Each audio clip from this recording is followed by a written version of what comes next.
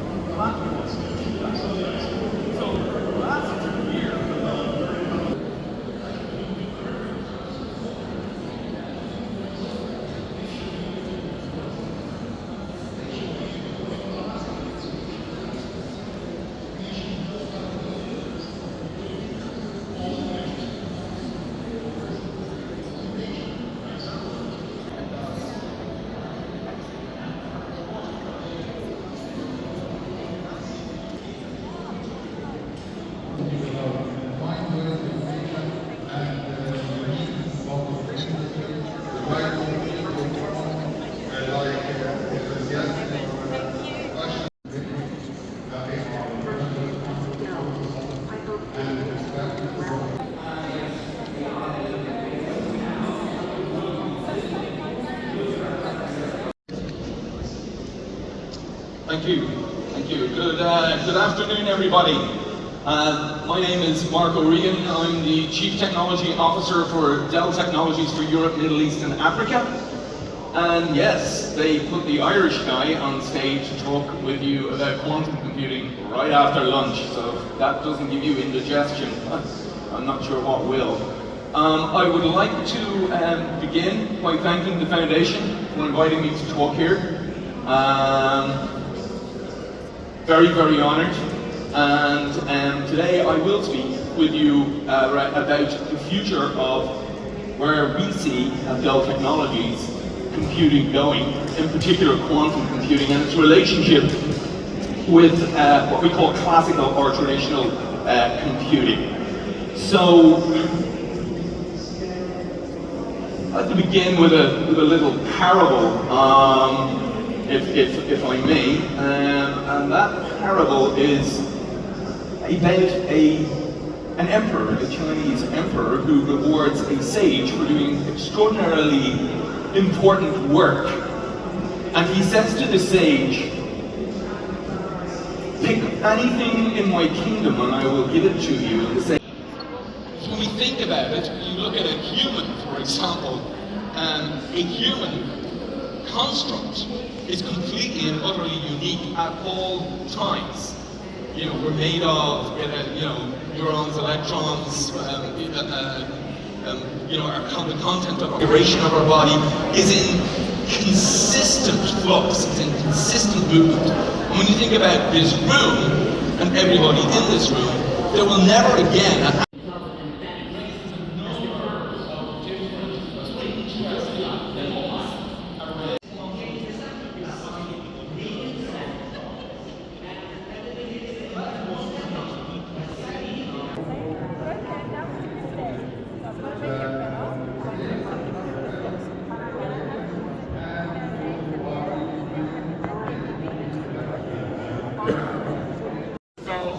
being here at the Knowledge Summit in Dubai is thrilling.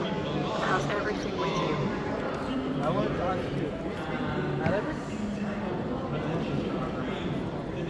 Of course, I can speak Arabic.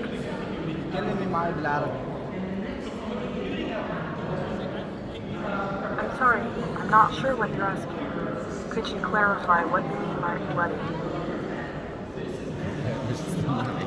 اللغة العربية الفصحى.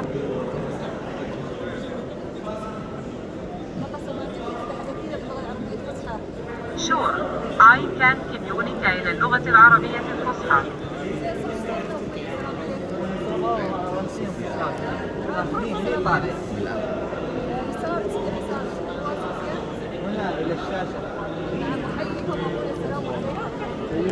Education in the power of young minds.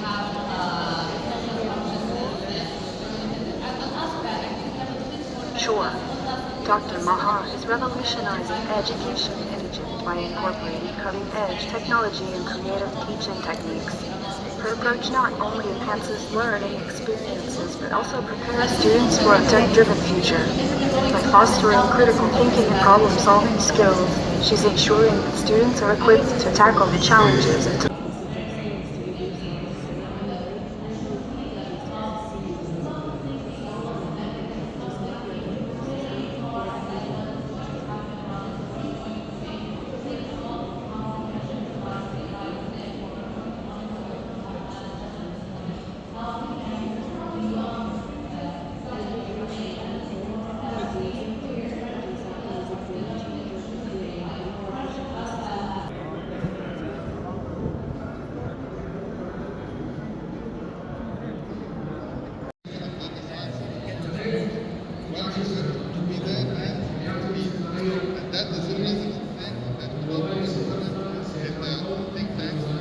في الأجيال القادمة ورفع شباب الوطن بالمعرفة والمهارات والخبرات اللازمة لمواجهة المتغيرات المتسارعة والاطلاع بدورهم في جعل دولة الإمارات أفضل دولة في العالم بحلول عام 2071 وأيضا دعم الوطن العربي والعالم الإسلامي في نفس الوقت. في الإطار نفسه سيوفر انعقاد الاجتماع الأول هذا التحالف العالمي لتنمية وتطوير المهارات فرصة مثالية لدعم هذا المشروع المعرفي الرائد بالموارد الضرورية لكي ترى هذه الأكاديمية النور وتسهم في سد فجوات المهارات وبناء القدرات الوطنية وتعزيز النمو الاقتصادي المستدام. من خلال هذا التحالف ستكون أكاديمية مهارات المستقبل أكثر فعالية في تحقيق التكامل المعرفي والتقني لمساعدة أكبر شريحة ممكنة من الأفراد على اكتساب المهارات وتبادلها. في سنوات ماضية كان الشركات والمؤسسات والوزارات عندما يأتي الشخص الطالب الباحث عن عمل يقول له أين شهادتك؟ من أي جامعة تخرجت؟ أو في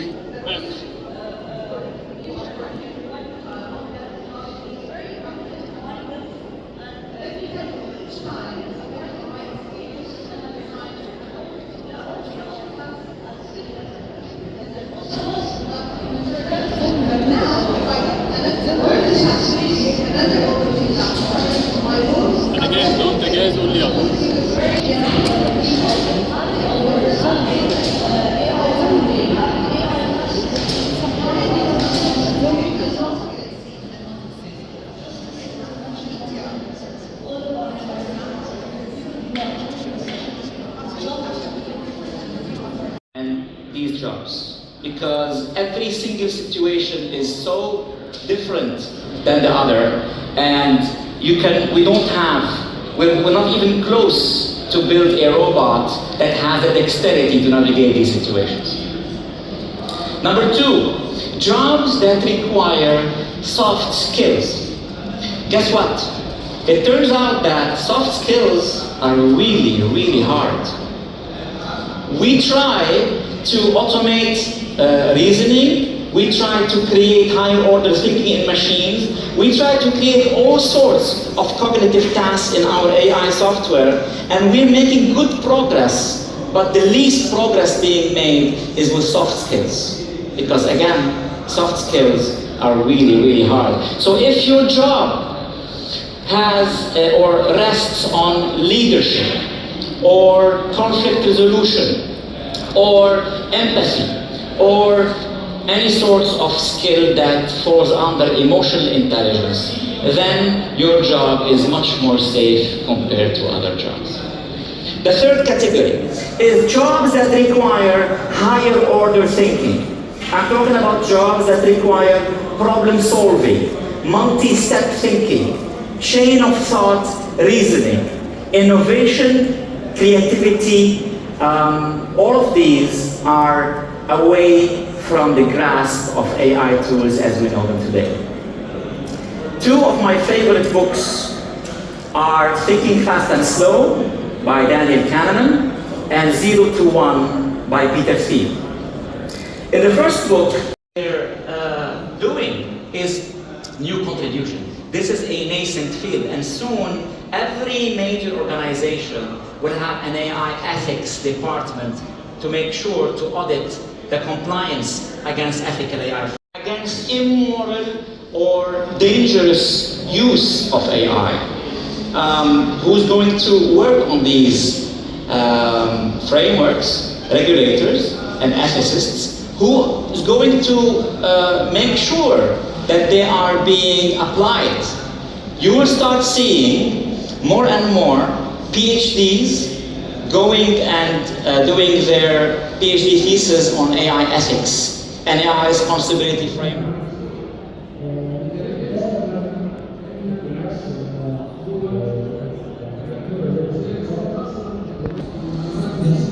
أيضا من الأشياء اللي أثر علي كان يعني وسع شبكة المعارف عندي، بحيث يعني كل الناس أنا عشت في الصومال، في تحديات في الصومال. من التحديات كانت اللي أنا ساكن يعني في منطقة بعيدة عن سنتر المدينة، فسنتر المدينة فيها المعابد، فيها يعني الأشياء اللي أحتاجها، فكنت يعني مشوار يوميا من منزلي إلى المعاهد 45 دقيقة. فكنت يعني في عقبات، يعني الصومال لا زالت يعني عائدة من حرب أهلية، لا زالت بعض الحروب موجودة يعني. يعني كان صعب جدا إني أطلع من البيت إلى سنتر المدينة. فلما حصلت على هذا البرنامج وأنا من المنزل استطعت أن أحصل على شهادات موثوقة من سيارة ولله الحمد، وأثرت على عملي كمساعد في مختبر الحاسب في الجامعة.